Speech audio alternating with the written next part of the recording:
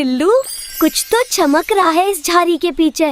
गोलू, आप तो हमेशा नया एडवेंचर ढूंढ ही लेते हैं। तो गोलू, एडवेंचर स्टार्ट करते हैं।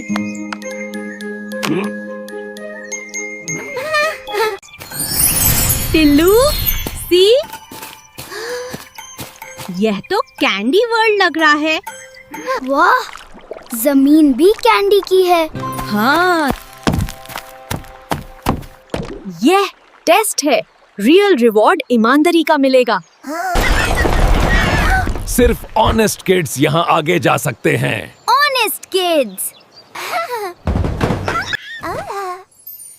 डोंट वरी गोलू, हम हमेशा सच बोलते हैं। वेलकम ब्रेव किड्स, तुमने ऑनेस्टी और फ्रेंडशिप प्रूव की है। तुम दोनों का रिवॉर्ड है एक ग्लोइंग क्राउन और एक स्पेशल कैंडी। देखो गोलू, ये दोस्ती का असली रिवॉर्ड है।